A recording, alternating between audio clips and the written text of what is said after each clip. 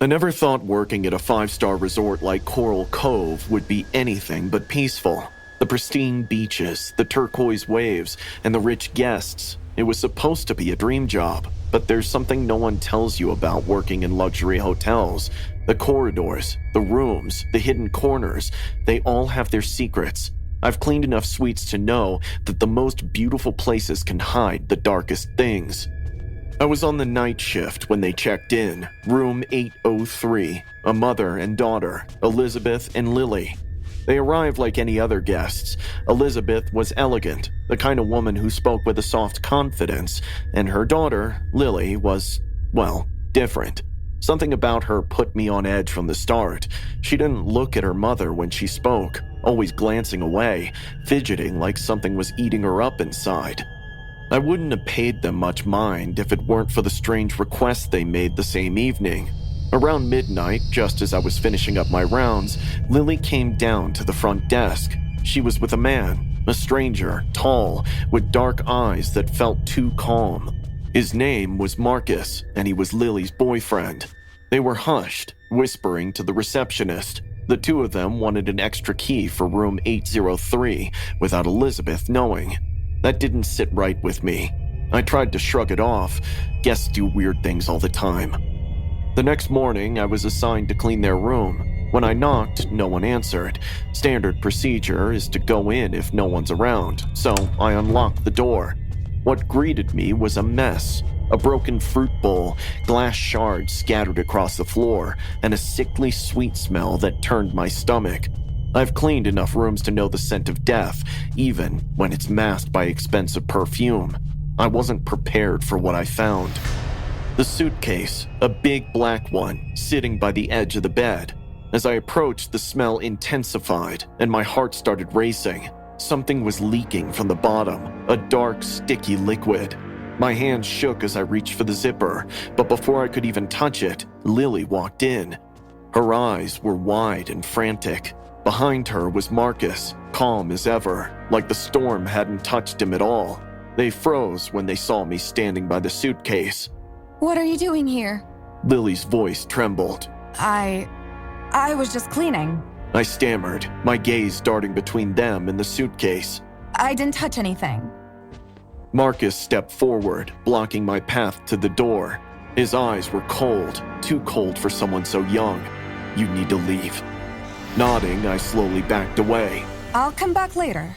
Lily looked like she was going to cry. Her hands were trembling as she fiddled with the hem of her shirt. I wanted to reach out, to ask if she was okay, but Marcus's presence stopped me. He didn't say another word, just watched me with that unsettling stillness as I slipped out of the room and into the hallway. I didn't breathe until I was far away, tucked into a storage closet where I could pull myself together. My mind raced. Something horrible had happened in that room. I could feel it, sense it, and whatever was in that suitcase, it wasn't luggage. I rushed to tell my supervisor, but by the time we got back to room 803, it was too late. The suitcase was gone, and so were Lily and Marcus. The room was eerily clean, as if nothing had ever been out of place. But I knew better. I'd seen it. I'd smelled it. Elizabeth was gone, and I had a sinking feeling I knew where she was. Hours later, the resort was buzzing. Security footage showed the couple leaving with the suitcase, handing it off to a taxi driver who didn't know what he was carrying. They were found a few hours later, hiding in a cheap motel across town, arrested. Lily cried when they cuffed her, but Marcus didn't flinch. He just stared straight ahead, as if none of it mattered. Within hours, it was all over the news of how a greedy daughter killed her own mother with the help of her psycho boyfriend. Elizabeth had been wealthy, very wealthy. Her husband, Lily's father, had passed away not too long ago, leaving behind a large inheritance. But Elizabeth held tight to it, refusing to give Lily and Marcus any of it until Lily was older, more responsible, she'd said. And that's where Marcus came in. He didn't care about responsibility, he wanted the money, and he wanted it fast. Together, they'd planned it out. Lily lured her mother to Bali under the guise of a bonding trip, while Marcus followed days later. Elizabeth never saw it coming. I couldn't sleep that night. The image of that suitcase and Elizabeth's bloodied body lying inside it haunted me as the weight of what I almost opened pressed onto my chest. I tried to forget, to push it out of my mind, but some things stick with you. The whispers in the hallways, the way the air felt colder after they left. It was like the hotel itself was holding onto that darkness. Even now, years later, I can't shake the memory of that night. I still work at Coral Cove, and every time I pass room 803, I get a chill. It's strange how paradise can turn into a nightmare so quickly, how easily people can hide the worst parts of themselves behind smiles and luxury. I've cleaned countless rooms since then, but I'll never forget that smell, that suitcase, and the cold, dead eyes of Marcus and Lily. Sometimes I wonder if the island remembers too. It was 20 years ago when I spent a summer at my grandparents' home in rural Wyoming. Their house sat near a serene lake, its water so calm that they mirrored the sky perfectly. As a city kid, the vast open spaces and the quiet nights were both exhilarating and a bit unsettling. Soon after my arrival, I made friends with some local kids around my age. There was Tom, with his mischievous grin, and Lisa, who was always up for an adventure. One afternoon, they introduced me to a peculiar game they'd invented. It involved one kid sitting on a plastic chair by the lake while another slapped the chair's back with a dusty cloth, building up static electricity. When someone touched the kid in the chair, a sharp jolt would spark, sending us all into fits of laughter. Eager to fit in, I took my turn on the chair. As Tom vigorously slapped the cloth against the seat, I felt the static beneath me build. Lisa reached out and tapped my arm, but instead of the quick shock I expected, a surge of energy coursed through me, and my vision blurred. Colors intensified, and the world around me took on a surreal, almost dreamlike quality. I blinked rapidly, trying to steady myself. That's when I saw them. Figures around the lake's edge that hadn't been there before. Men and women dressed in old-fashioned clothing, their faces pale and eyes distant. Some stood motionless, gazing across the water, while others walked slowly along the shore. The vision lasted only a few seconds before fading away, leaving me disoriented. "Did you guys see that?" I asked, my voice shaky. "See what?" Tom replied, exchanging a puzzled look with Lisa. "The people by the lake," I insisted. "They were right there." I think the static got to your head, Jack." Embarrassed, I dropped the subject.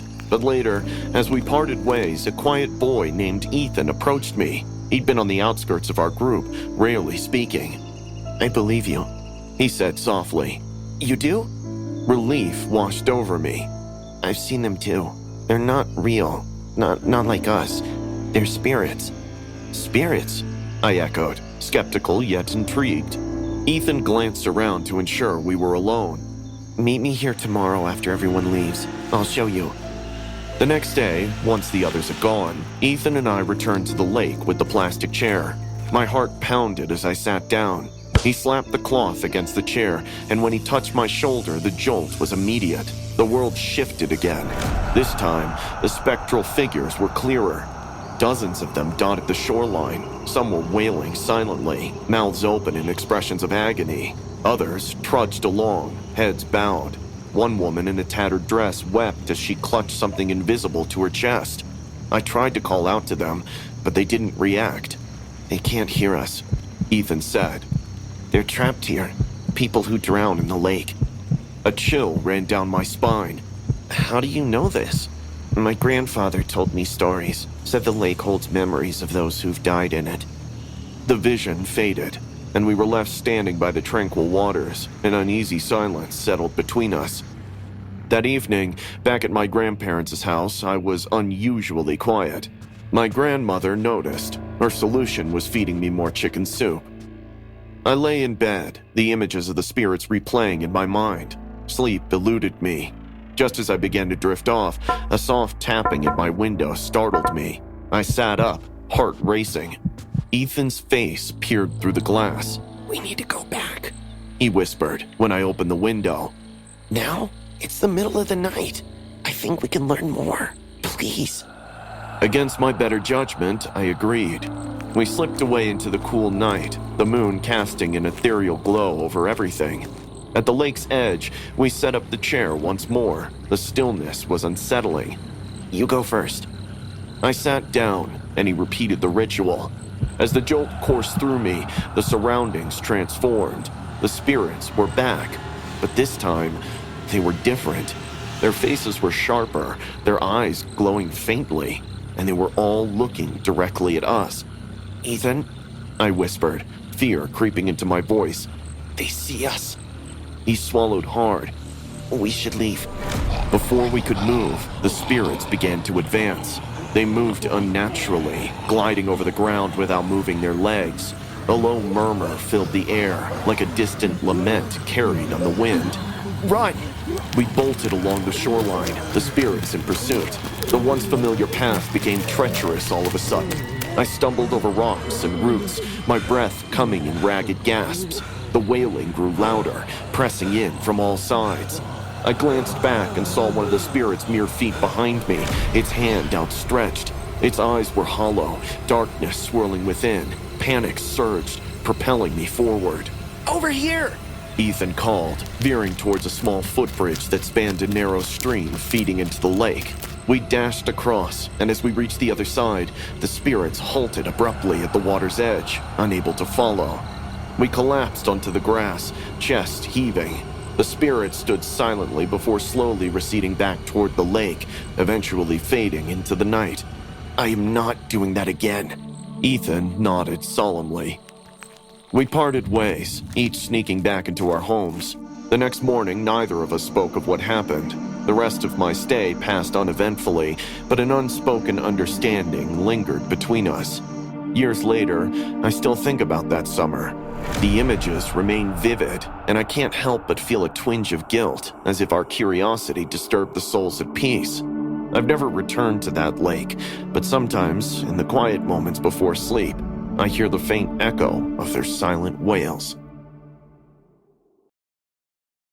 I had always cherished the rare moments when our family could escape the bustle of daily life. So when I heard about the historic Venetian villa that had been converted to an Airbnb, which was available for a weekend stay at eye-watering prices, it seemed like the perfect retreat. The villa, though aged, possessed a certain charm with its faded frescoes and ivy-clad walls whispering secrets of bygone eras. My husband, our 3 children, and I arrived on a crisp autumn afternoon, the setting sun casting golden hues over the ancient stone. I found it odd that there wasn't much staff, nor was the villa in a pristine condition. A property manager showed us around, then handed the keys. As we settled in, the children darted through the grand hallways, their laughter echoing off marble floors. I followed them into a dimly lit parlor, where a grand piano stood in solitary grandeur. Its ebony surface bore the scars of time. Scratches marred its once lustrous finish, and several keys were chipped or missing. Drawn to it, I couldn't resist running my fingers over the ivory keys. I was a music teacher myself who had a dream of one day becoming a maestro, but life had other plans. Despite its disrepair, I coaxed a few soft notes that echoed eerily through the silent halls. That evening, as we gathered for dinner, an unusual hush fell over the children. They picked at their food, eyes distant. Are you feeling all right? I asked, but they merely nodded. Later, as I tucked them into bed, I heard them humming unfamiliar melodies in their sleep, complex compositions far beyond their years. A shiver ran down my spine, but I dismissed it as remnants of the day's excitement. The next day, my husband grew uncharacteristically distant. He sat by the window, tapping his fingers rhythmically on the sill as if playing an invisible instrument. What tune is that? I inquired gently. He glanced at me with a vacant stare. "Just something stuck in my head," he murmured before turning back to the window. The villa's previous owner was a brilliant but tormented composer named Alessandro Verdi, obsessed with creating the perfect symphony to bridge the mortal world and the afterlife. His fixation led to madness. He died in that mansion, his magnum opus unfinished. Suddenly, I heard the piano, but as I rushed to the room, there was no one. That night, a storm raged outside. The villa seemed to come alive with the music. I woke up to find my husband missing.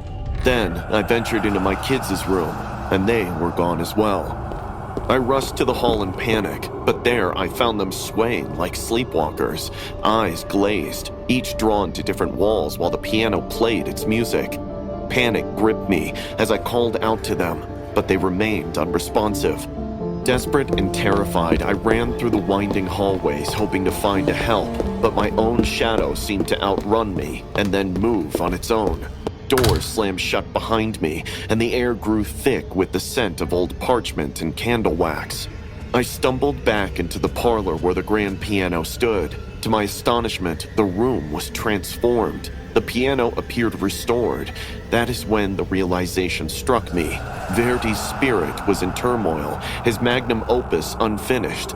Music might be the key to appeasing him. With trembling hands, I sat at the piano, drawing upon my own skills and the haunting memories my children had hummed. I began to weave together the fragments of the unfinished symphony. The notes flowed seamlessly, guided by a force beyond my understanding. The music swelled, filling the villa with a hauntingly beautiful composition that resonated with sorrow and longing. As I played the final chord, a profound silence enveloped the villa. The oppressive atmosphere lifted, and the shadows receded into the walls. My husband and children blinked, finally waking up, confusion clouding their faces. "What happened?" my husband asked, his eyes searching mine. I think it's over. I whispered, relief washing over me. The restored piano faded back into its dilapidated state. The air was clear and still, the storm outside calming to a gentle rain. The next morning, we hastily packed our belongings, eager to leave the villa behind. As we loaded the car, I glanced back one last time. For a fleeting moment, I think I saw a figure standing at an upper window, a man with a gentle smile. Then, he faded away, leaving only the ancient stone facade.